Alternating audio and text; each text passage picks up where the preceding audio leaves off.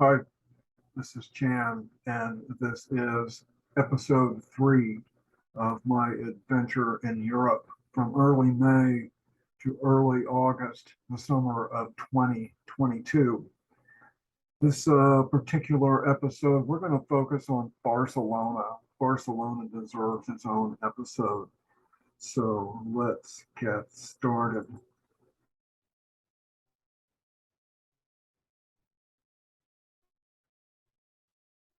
If you were with us for episode 2, you'll recognize this photo. This is on a fast train from Madrid to Barcelona.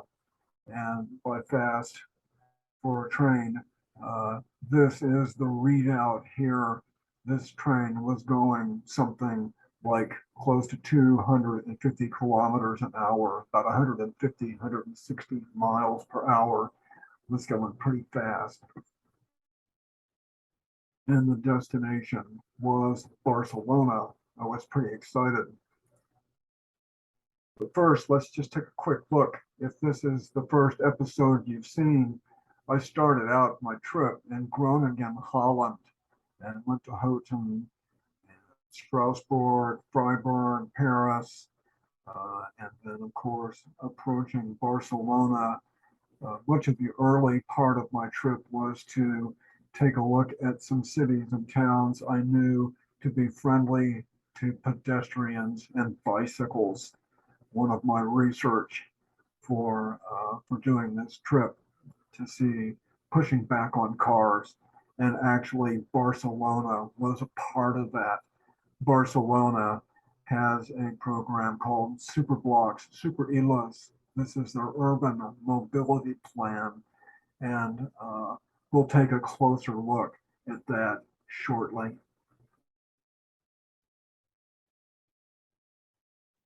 So this is a map of central Barcelona. Pretty big city. It's a very densely populated city. It's an awesome city. I really like Barcelona. I stayed with a friend, Toni, who lives here in the Gracia neighborhood. And this is the beach area here. This is a map right here. That's not an island. This is a map right here. This is the destination. This area here is the destination for most people when they come to Barcelona. Sagrada Familia, La Rambla, the Gothic Quarter, Barceloneta beaches along here. There's just a lot to see. Barcelona's a very pretty town. It's well maintained, it's picked up, it's tidy, and it's friendly to bicycles as well.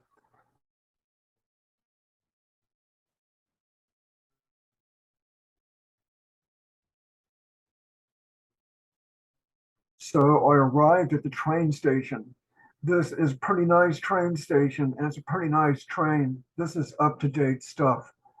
In Europe, they invest in trains, and it is on time, it's comfortable, it goes fast, and it delivered me and my bicycle to Barcelona.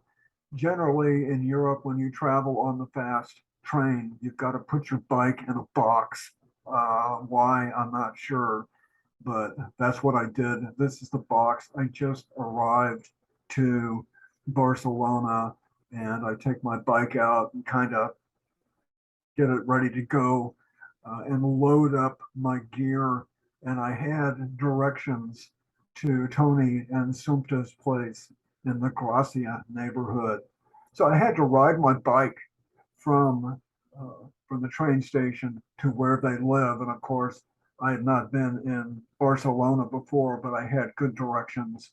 And actually, Barcelona, at least the central part of Barcelona, where it's relatively flat, it is pretty easy to navigate. This was the first direction that I had to take. Nice bike path. The train station's just behind me, a few blocks. Once I got oriented, it was really pretty easy. So this is a bikeway, and I had to go oh, maybe a half a mile, and then I had to take another bikeway. This, I believe, is the diagonal street called Diagonal, which goes across much of Barcelona. This was real easy. You can see the trees, uh, and I was just thrilled. It was just exciting. I was looking forward to being in Barcelona. I was looking forward to seeing Toni. We had met online. I sent an email to his neighborhood association asking them some questions. And Toni apparently volunteered to respond to my questions. And that's how we met. So we had emailed and Zoomed a few times before this arrival in Barcelona. So and I really liked Toni. We got along well, and I stayed with him and Sumpta the two times I visited to Barcelona. So this is a little bit closer. You can see my bicycle here. This is all my gear, and I am following directions and looking for Toni's place. This, of course, is urban living. This placa right here in Catalan, it's called a placa, not a plaza, but a placa. And this place became one of my favorite locations. This is only a few blocks from where Toni lives. It's probably about an 8 or 10 minute walk. And there are a variety of placas within walking distance. I figure the reason why Barcelona and other European cities have such nice public places is because they don't have so much private. They put more time and effort and reliance on a public place because there's not so much suburbia, there's not so much private space. So here you see the ubiquitous outdoor cafe, you see these balconies, people living up here. This particular placa has a church at one end of it. And back over here, you can't really see. There's another outdoor cafe. And this item right here is a water fountain kind of place. There's faucets there. And I saw kids putting water in balloons there many times. They like putting water in balloons and throwing them at each other. So this became a favorite place to spend time, as it turned out. So this is a little bit closer. This is Toni's Street, Verdi Street. And if you're looking at this street and says, is that a street or a sidewalk? Well, it's kind of both. This particular part of the street is car free. You go a little bit further and cars can go on that part, but they go very slow and it's only one direction of traffic. But this is the lower part of the street and it's all pedestrians. These are just all different kind of shops. There's lots of restaurants. This is a coffee shop. There's grocery stores. This is what a walkable neighborhood can look like. And there is a slope to this street. I said Barcelona is relatively flat. Well, that needs a little qualification there. The central part of Barcelona is fairly flat, but it's tilted towards the Mediterranean. You go downhill from almost everywhere down to the Mediterranean. And then you go further from this more central area and you do get up in hills. There's lots of hills. There's big hills all around Barcelona. But this area here is very easy. But the slope is enough that you could coast. If there wasn't anything in the way, you could coast all the way from Toni's house to the beach. It wouldn't be a fast coast, but I'm sure there's enough of a slope that you could coast all the way. So I found the address and I rang the buzzer and I stepped across the street immediately and had my camera ready for when Toni opened the door. This is a security grating right here, and then it has a regular wooden door back behind. And of course, there's Frida, who was just an excellent little dachshund. Frida's a great little dog. Really liked Frida. And here's Toni. This is the first time we meet in person. It was really exciting. So you could look at this and you could wonder, okay, we know this is residential. What's it like? Um, well, this is a pretty nice place behind this relatively simple exterior.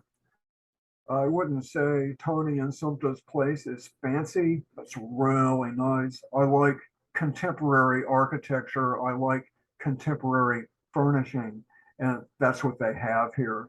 It's they have two levels to their place, and you can see all this greenery. The other side, away from the front door, is like a donut hole, and there are a number of apartments that look out on this donut hole. And this little area here is all green.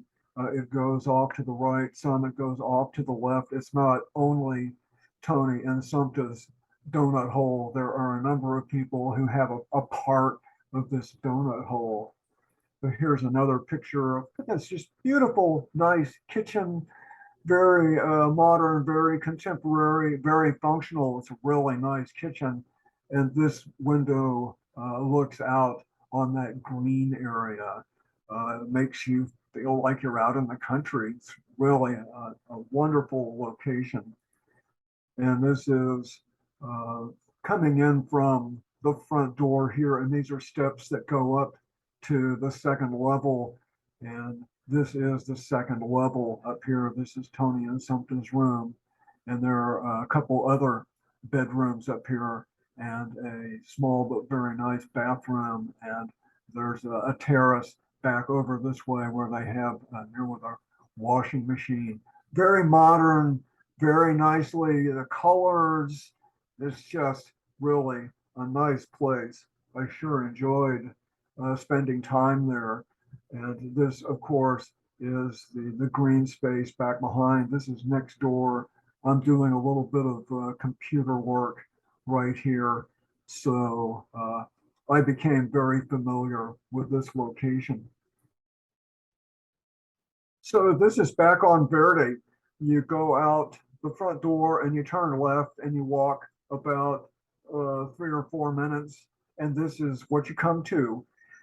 As you go a little bit more down slope, it becomes more commercial. It's more residential up closer to where Toni lives.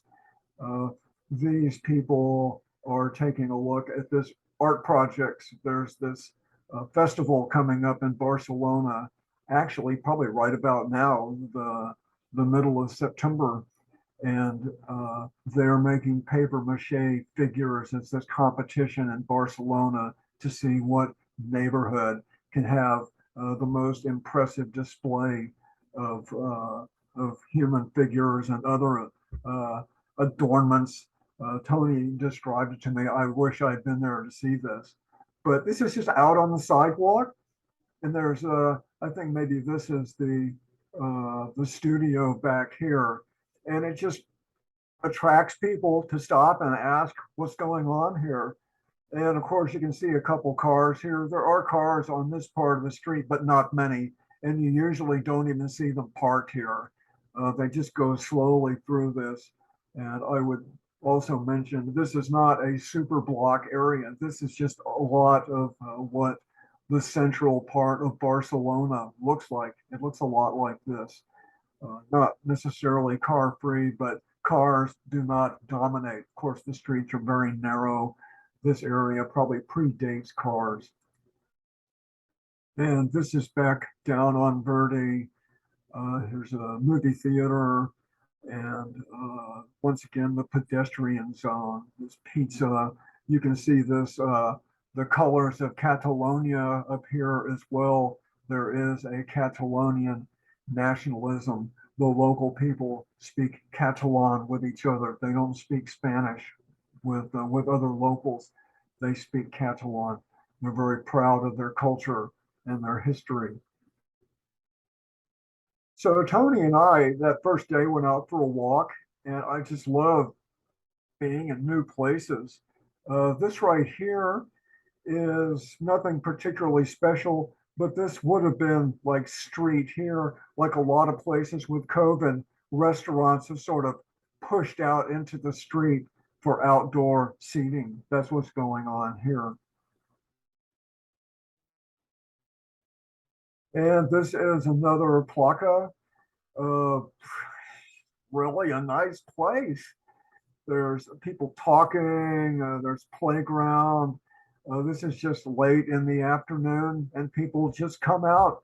You want to see your friends, you want to flirt, you want to get some fresh air, take the kids out.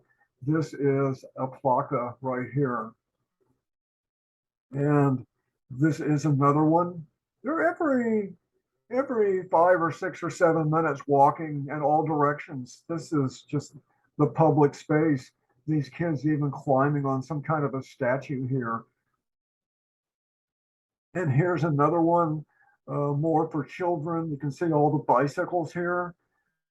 Barcelona is a very bike friendly town, and people just out visiting with their neighbors and having a good time. So Toni and I are just out for a walk, checking out the neighborhood.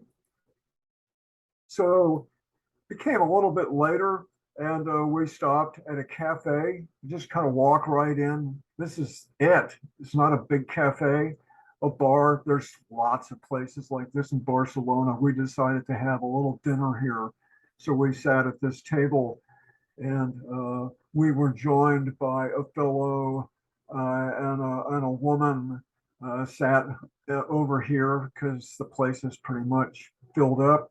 So she said, sure, please sit down. So, of course, we have some conversation. And after a little bit of conversation, it is determined that this fellow is also an architect. Toni is an architect. He teaches at a university in Barcelona.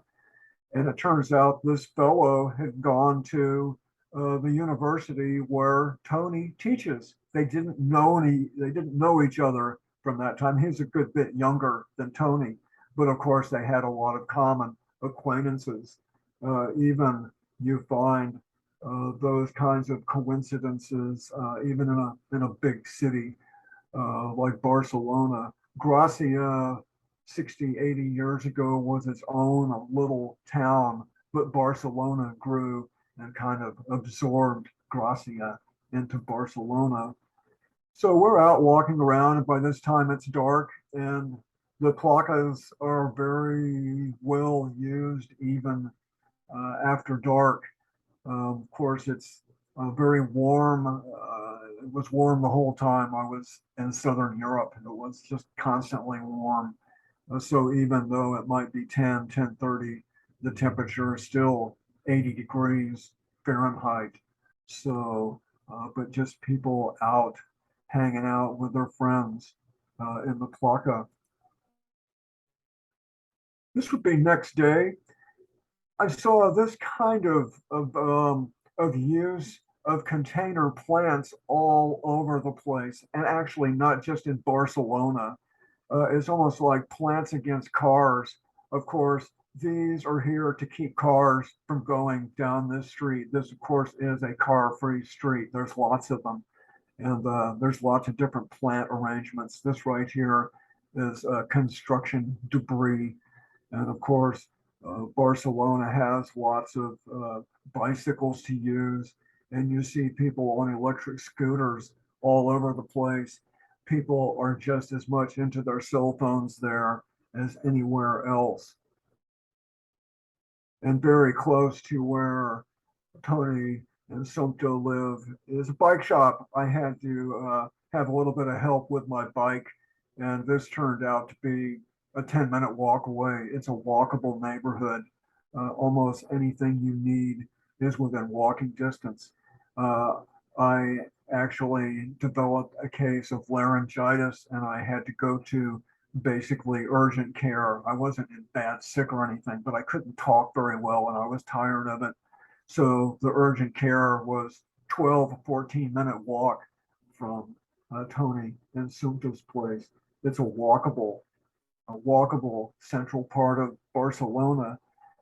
This is a little bit further away. I am on one of my outings, and I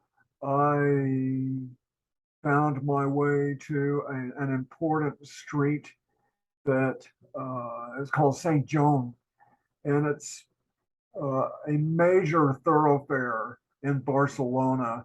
There's a street here and there's a street here, and then in between, it's like this game they play. I forgot the name of this, but it's kind of a cross between horseshoes and croquet. This iron ball that they throw and try to move somebody else out of the way to get close to the little target.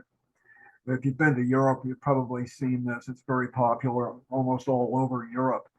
But this particular location, there's a street further back here, and there's a street just behind me. But of course, the cars are going fairly slow, so they're really not much of an issue. But Saint Joan goes for a long ways. Let me just go back up here and let's take a look at this map again. This is Saint Joan here. And of course, this is Tony's place. We'll have a little bit of a hike up here. I'm going to Sagrada Familia, and I'm going down to Saint Joan to some big city park, and I'm going to the beach here. I want to do that and come back here through the Gothic. So I did a number of uh, adventures, this kind of shows, of course, and this is the first coming on the train and finding my way when I first arrived. So this is just the orientation of Barcelona. Take a closer look at that. So so here we are, and they're having some kind of a tournament right here. So I continue after a little while, and this is Promenade. People just out all during the day, actually, of course, more in the evening. But this is Promenade time. There's benches. There's some playgrounds over here for kids. There's just trees. And of course, up here, this is where people live, up on the second and fifth and sixth floors. And then this is commercial down here. In the older part of Barcelona, you really don't see any really tall buildings. There's no skyscrapers. I'm sure they have some kind of building codes to prevent that. There are other parts of Barcelona, Poblano, where I did go to take a look at some superblock activity. That's a newer area, and there are some taller buildings there. But this is uh, Saint Joan here in the street, and then there's a bikeway just on the other side of that hedge on both sides. But oftentimes you could ride a bike through here if you were going fairly slow. I'd like to ride through here. I wouldn't so much if there was this many people. But there's cars, there's bikeway, there's pedestrian, there's kids, there's places to sit. So this is La Sagrada Familia. This is Antoni Gaudi's masterpiece. This is actually a Roman Catholic church. Construction began on this in 1882, and it's kind of a mix between Art Nouveau and Gothic. I would describe it as being something like if you're on a beach and you're right there where the water comes up from the waves, and you can kind of trench out a little bit of a of a of a basin and grab some wet sand, and you kind of let the sand drip down, and it kind of forms these little spires. That's what this looks like. Uh, and it is a major tourist attraction. This picture a little bit out of focus, but this part is more recent. Gaudi died when the project was only 15 or 20% completed, and it had to be like a relay. The project was handed off to other architects, other workers, other sources of money. There are people in Barcelona who love it, and there are people in Barcelona who hate it. It is a controversial location. It's nowhere near being finished, but it tells all these stories from the Bible. These are all scenes, from the Bible, and it's got spires that represent the different saints. So it is a major undertaking. Just look at that. It goes way up and you can see it from way far away. This is the tallest structure in this area. So I'm heading back towards Saint Joan. There's nothing particularly special about this street scene right here, but once again, there's bikes, and here's a bikeway here. And this, of course, is a one-way street, and cars parked here, and cars would not be going fast at all. My guess is that at one point this was all a car street. I'm sure that the bikes here and the bikeway was superimposed on what used to be a total car street. But this is common. You can see a lot of bikes parked back over here. And once again, just trees everywhere.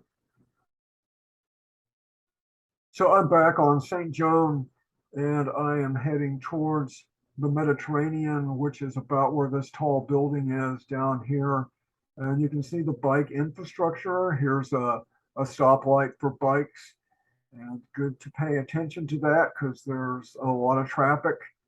And oftentimes at a stop like this, there'd be 6, 8, 10 bicycles lined up waiting for the signal to change.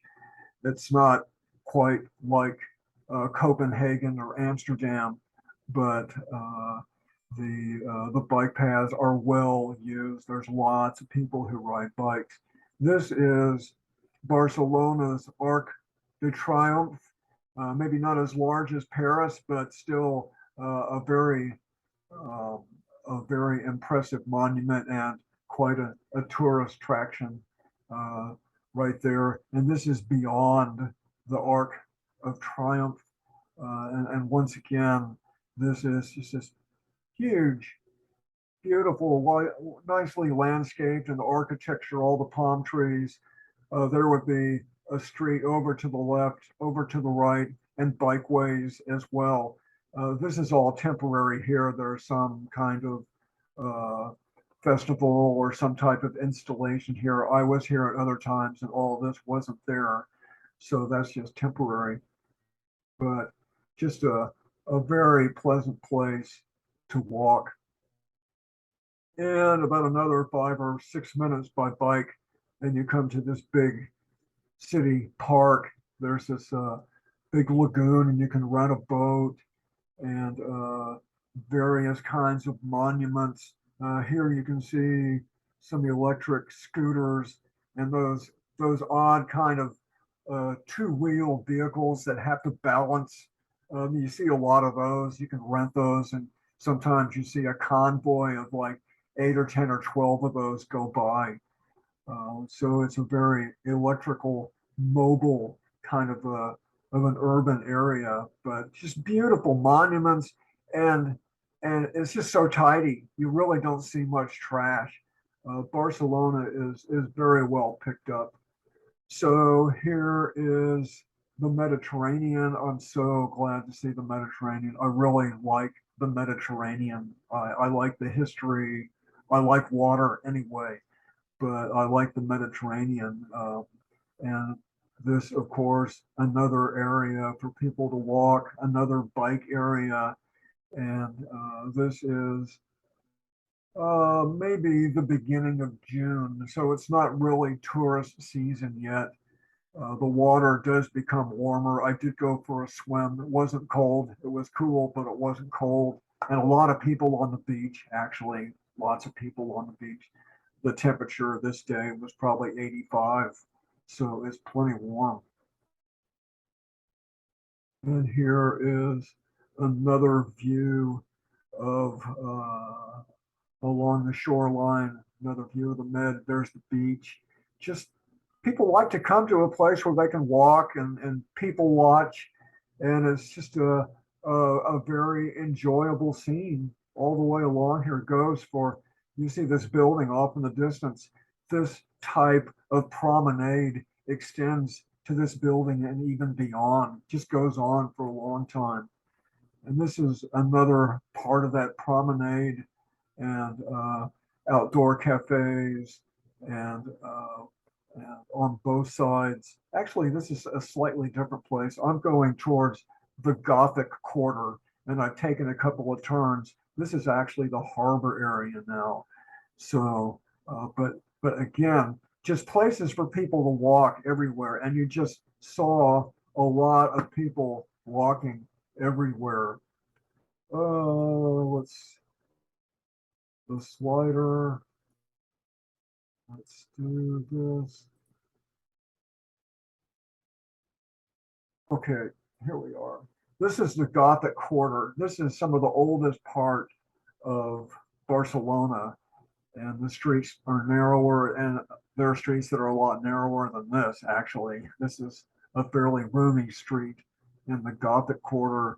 This is a placa um, and some artwork, and again, more the outdoor cafes are just everywhere. I was just wandering around and I came to this placa here. It's just beautiful. This is just so pretty.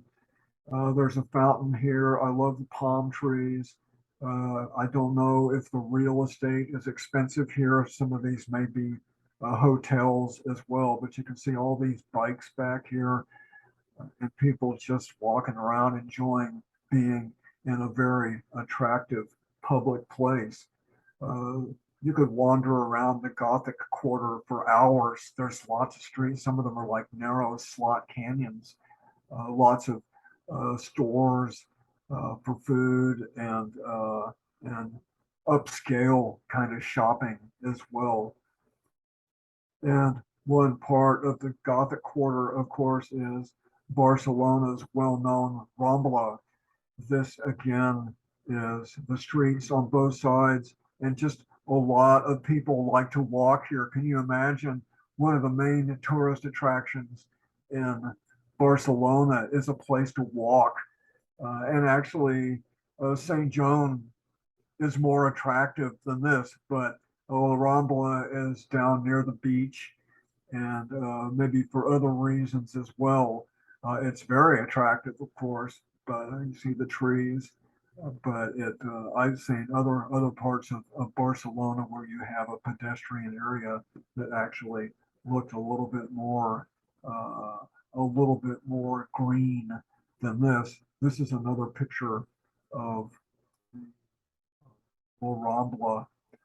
So I made my way back to Toni and Sumpta's. Another day we went for a little bit of a hike. This right here is on part of the hike. We're going up in the hills, and it is more of a up and down experience of Barcelona. I really like outdoor terraces, especially with some plants, with these steps. This is just a really interesting scene. I don't know if this is all one apartment. It seems like the steps connect all these different levels. I'm not sure. This is another part of our hike, the Catalan flag, and of course, somebody is a Trekkie United Federation of Planets. This is a Star Trek kind of item here.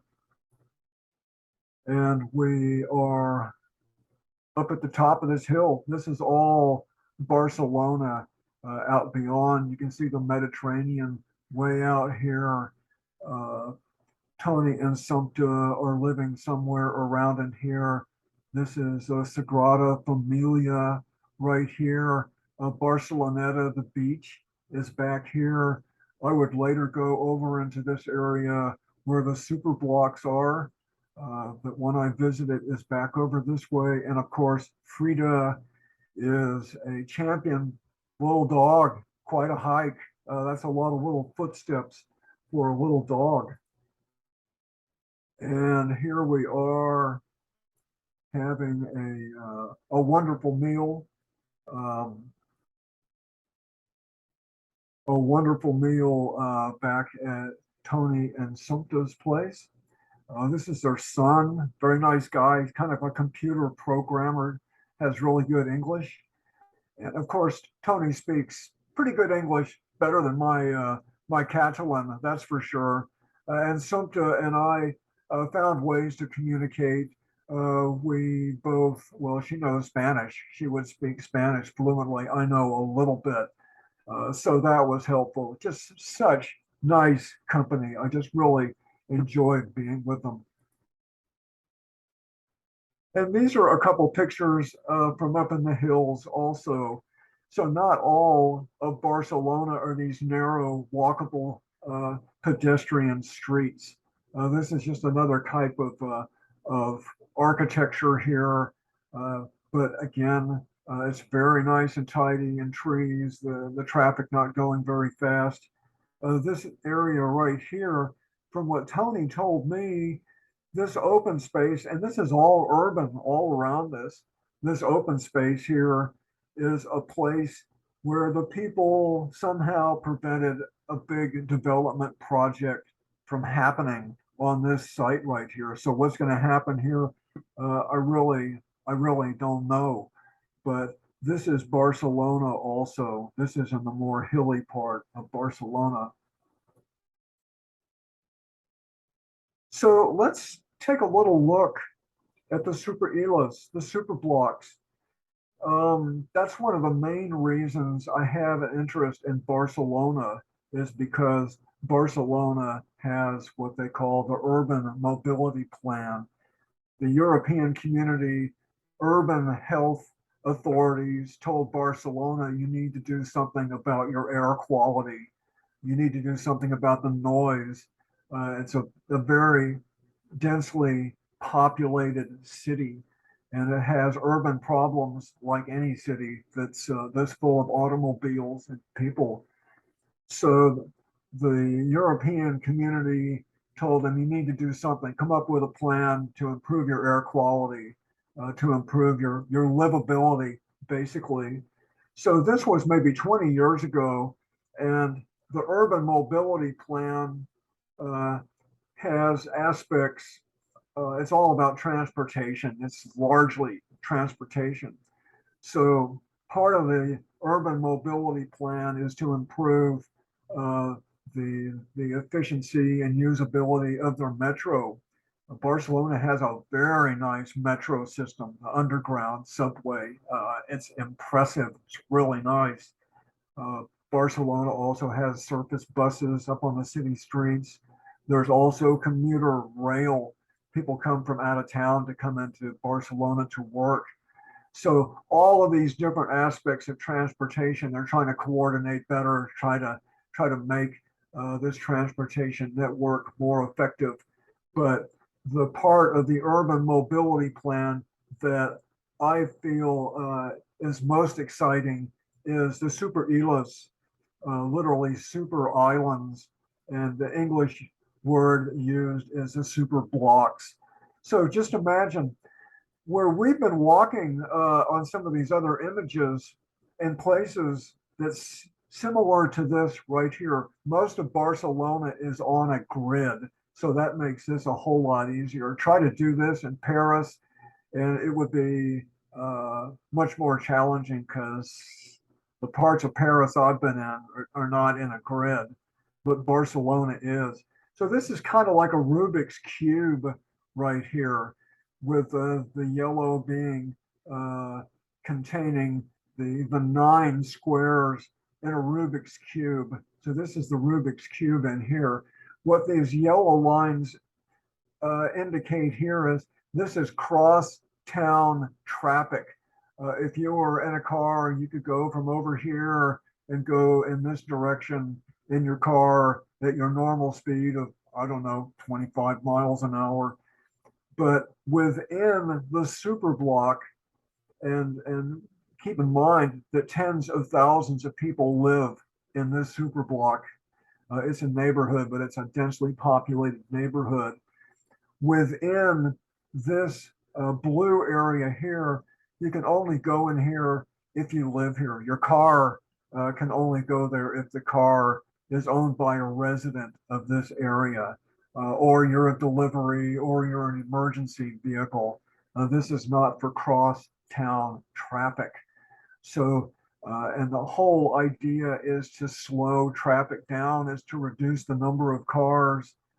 And this red right here is an intersection. And this is even one of the more interesting parts of the superblock, is transforming the intersections. Cars can still go to these intersections, but if you were in a car going like this towards this intersection, you could only go like this. Whoops, I didn't need to do that. So you would could go this way, and then you have to take a right-hand turn. That's the way all these intersections are. You can't go across the intersection where there is a fully implemented super block intersection. We'll see what some of these look like. This is a work in progress. This super block projects go back 18 or 20 years, so there are several that are, you could say, more or less mature. And then there are some that are underway. There are some that are planned. So the pictures I'm going to show a range of super blocks. Some of them look pretty finished, and some of them are a work in progress. And this is just happening in a few locations around Barcelona. They're not doing this everywhere at the same time. They chose different locations to do the super blocks. I think there's 10 or 12 scattered here and there. And of course, some people are very happy with the super blocks, and some people are not so happy. Some people are pretty attached to their cars. Some merchants thought, if we don't have car traffic, then how am I going to stay in business? Well, the reality more is that oftentimes business improves when it's more pedestrian rather than cars. So nobody's going to say the entire project is working perfectly, not at all. But there's a great need to make changes in the way Barcelona was, and the way much of it still is dominated by cars. And this is Barcelona's response to pushing back on cars, and many other cities are doing this in different ways, pushing back on cars. But Barcelona's, this is, I think, one of the most fascinating and intriguing ways to push back on cars. This is kind of industrial scale. Um, so let me just describe this graphic here. This is a scale graphic. This is Barcelona right here. This is Atlanta, Georgia right here. They are in scale. The two cities have approximately similar population, 2.5, 3 million, something like that. You can see Atlanta takes up something like 25 times more space than Barcelona because it's all spread out. It's mostly suburban. When I first saw this graphic, I was awestruck. You could replace Atlanta with Houston, with Denver, with Phoenix, with Dallas, almost any modern, newer city in the United States would look just like Atlanta. New York City, maybe Chicago, San Francisco, Boston. These cities have some older areas that are extremely densely populated, but Atlanta's just, compared to Barcelona, is there a way to make Atlanta a more a sustainable type of urban place? I don't think so. I think it's just going to turn out to be pretty tragic, and that would go for just about all United States cities. They're just built the wrong way, with the wrong thinking of what the future is going to be like. So Toni and I took the metro. This is what it looks like. It's really nice, very clean, on time. It's beautiful. We took the metro to Poblano neighborhood, and we are going to meet Rocco. This is Rocco. He's a friend of Tony's. And Rocco is an urban planner. That's what his job is. And he actually designed a super block area in Barcelona. We didn't go to where he did his work, but he knows all about the super blocks, and he's a big critic of the super blocks. Not the idea of transforming the urban infrastructure to make it more people and planet and social friendly. He's all for that, of course, but he's got some issues with the way the project has been managed, how they budgeted their money and their priorities. So I learned a bit of that from Rocco as we looked around Poblano, because he's very passionate, very talkative, and I had essentially a 2 hour tutorial in superblocks from somebody who knows all about them. And then I just found that I just I did some recording. I had a handheld audio recorder. I actually recorded a good deal. Rocco speaks pretty good English, so I was able to get everything, and very passionate. So I'm showing these pictures here. This is in the area where we walked. This is actually Tony and Rocco way over here. This is not the promotion for Superblocks. I'm showing these pictures because this is what some of these streets would look like without a Superblock treatment. Uh, the Superblock project is to take existing streets and intersections and make them a lot more green, a lot more attractive, a lot healthier. I show these pictures just to contrast what some of this more modern part of Barcelona looks like with what some of the superblock projects look like. It's a real contrast. So let's take a look. So this would have been a car street right here. Here's Rocco. Here's Rocco here and Tony here. This would have been a car street right here. You would have had cars parking.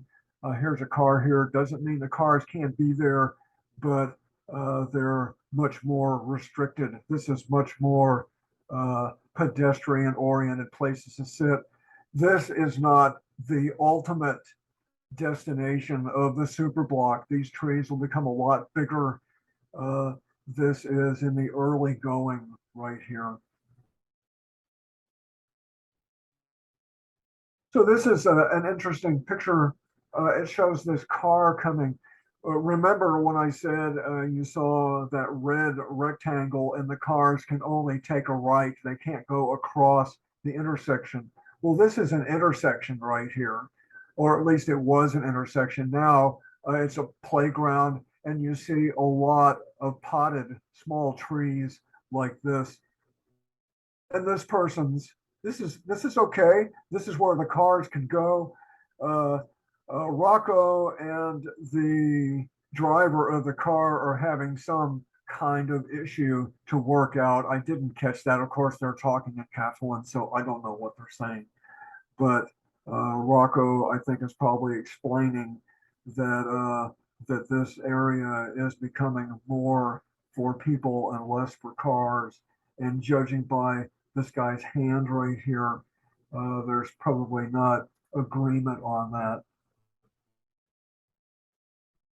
So this here would be an older part of the super block.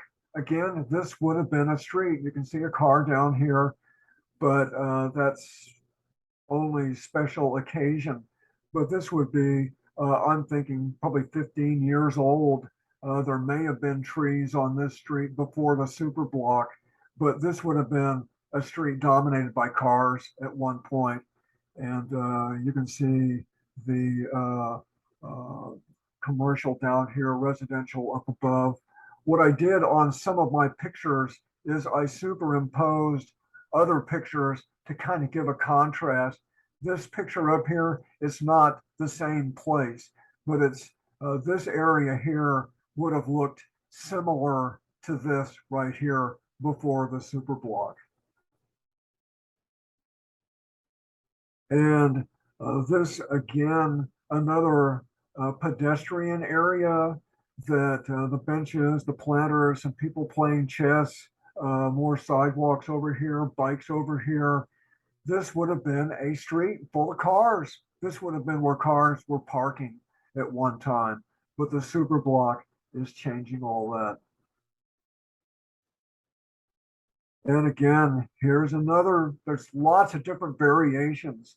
There's lots of different types of seating. This is a different type of seating. These a wooden, uh, large wooden cut timber, picnic tables. There's a variety of tools to achieve the effect of making the place inviting so people want to sit down, people want to meet their friends in a place like this. I'll mention here, these are dumpsters. There's dumpsters almost everywhere you go in Barcelona. So they're a part of the urban fabric as well, dumpsters. This would be an intersection back here. This is kind of hopscotch right here. One of the items that Rocco explained to me, his thoughts were that some of the super block projects are pretty intense and cost a lot of money to implement. And this one may be an intermediate, but Rocco's explained to me that some of these intersection repairs cost a lot of money, and there's not enough money to do all the intersections in Barcelona. There's not enough budget to do all of this for Barcelona, and a lot of money's being used up only in a few places. Rocco explained that he thinks the most important task at this time for the superblocks is to do some intervention in the streets and in the intersections to slow the traffic down. That's the most important thing, in his opinion, is to slow the traffic down and to do that in a lot of different places. If the money was more spread out, you could slow the traffic down in more locations. And then people who live in the superblock area can begin to get the idea about how this is making the air's better. It's not so noisy. The trees and the interventions are making the outdoor neighborhood a more enjoyable, pleasant place to be.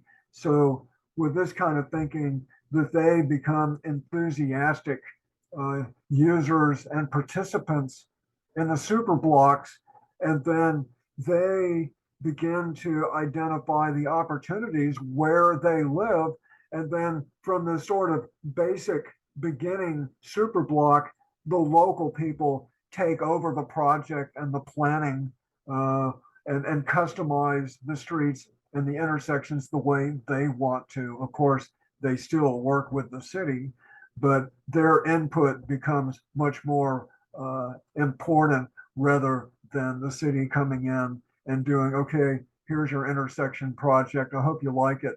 What Rocco thinks is important is if the local people have more to say about what happens in their neighborhood, and that certainly makes sense to me.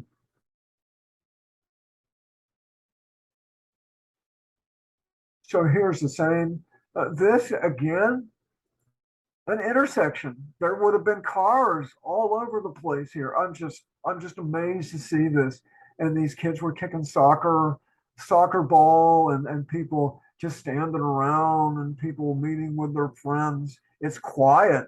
This at one time would have been a busy intersection. And these fellows here, the soccer's going on back over here. I was just enchanted by this. It's still very urban, but this becomes a public space instead of an automobile space. Another item that Rocco called my attention to, uh, the super blocks and doing these interventions in the intersections really does a lot of transformation. And one of the concerns that was identified even before the superblock project started was, is this going to cause a gentrification of the neighborhood? It becomes a more attractive place to live. Are people with money, businesses with money, going to move in and displace the locals? Well, to some degree, that is happening. Uh, Rocco explained to me this is not a business that was here before the intersection interventions. This is much more upscale. Uh, the original businesses would have been locally owned and smaller, and the people who owned them probably lived nearby or maybe in the same building upstairs. So this is another item that the city is going to have to address, and that is gentrification and rents going up and uh, businesses that have more money displacing the existing businesses. So the jury's still out on how this is all going to turn out, but the but it is a concern.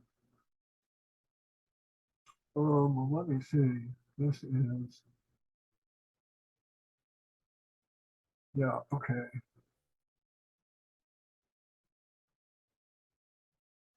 So this is another part of Poblano, very attractive.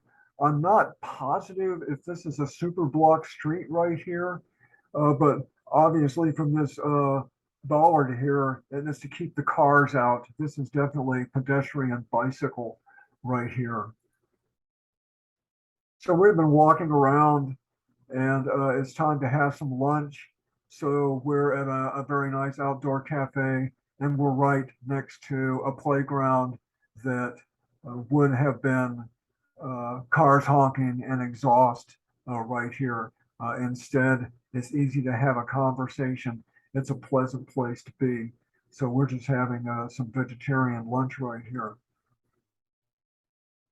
This is another street in the super block area. Again, I have this insert that shows something like what this street would have looked like. It's not the same street, but it would have been looking a lot more like this.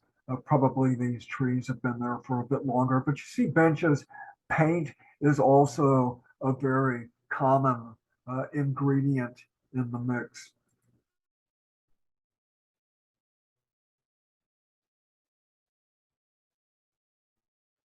This is actually two pictures. I kind of tied them together. It's a single intersection, but you can see where the cars have to go off this way, and then the interior is a work in progress, but becoming playground and public space on the inside there.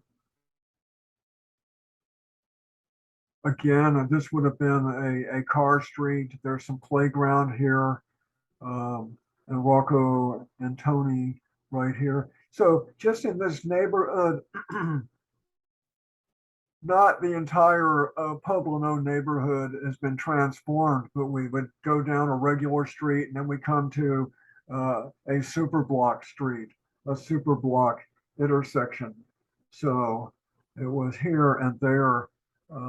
This taken a little bit further up that street from the previous photo, this playground here. But just imagine that this would have been a car street, a busy street. And you can see this is a newer part of Barcelona. There's a lot of construction going on here.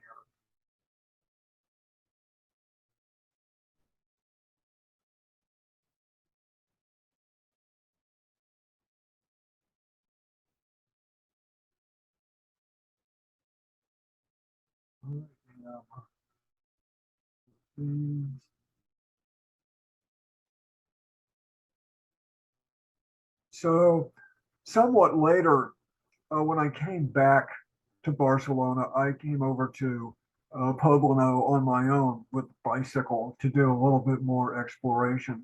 So some of these pictures I'm including in the super block section of my slideshows. Rather than do this later, we're still going to see a little bit more super block. So you can see the planters, the paint, the benches. This is a little bit more super block area right here.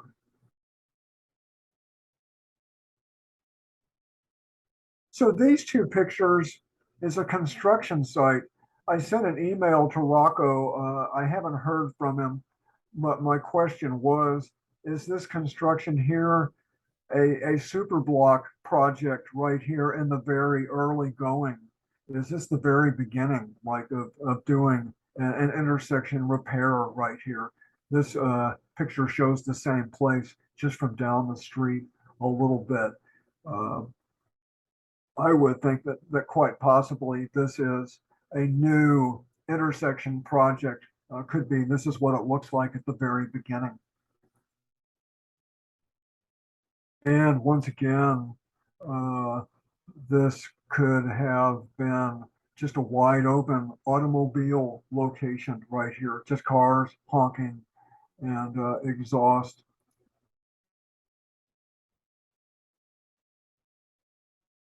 Again, we're getting a little bit of residential here.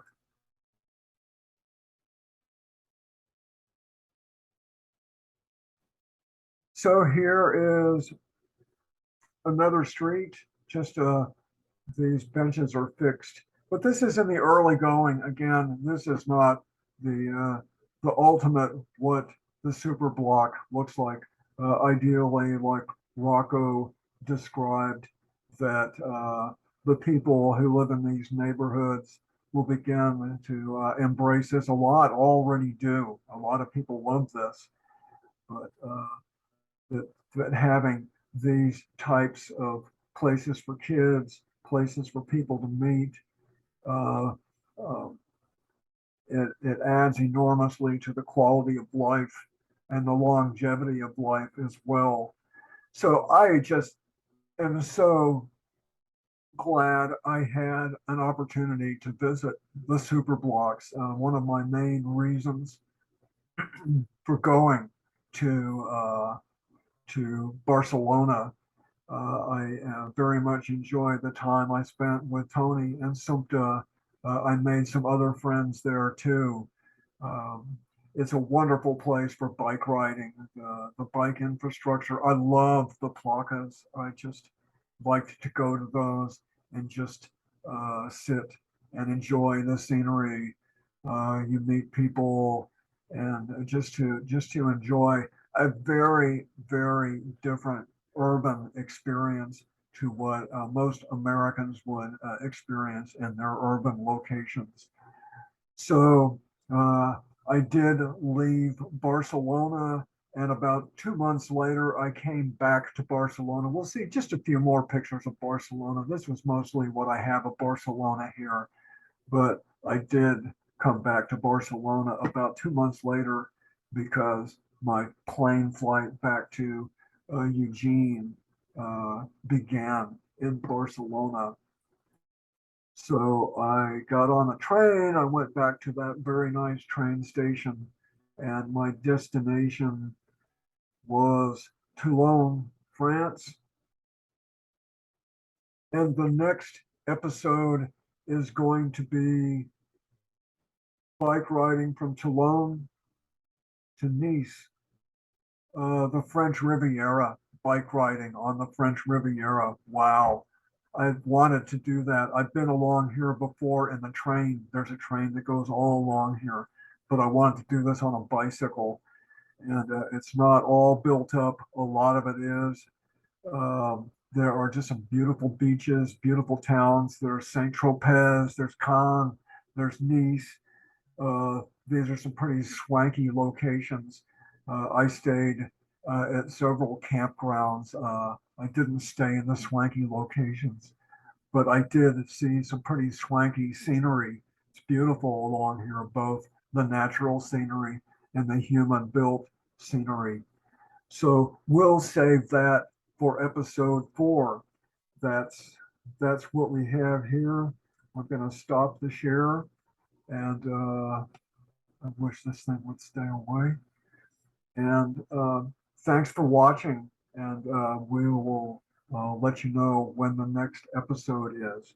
So maybe you'll have a chance to visit Barcelona and some places in Europe. The urban locations are just a quick aside. I spent a little time in downtown Dallas one time with a bicycle. In downtown Dallas, you should say, how can anybody live in a place like that? It goes for Houston as well. The urban experience in Europe is just so different. It's just so much more humane. Not perfect, but it's just so much more humane. I really treasure the time I had being in those places. So I'm going to call it end of episode 3. Thanks.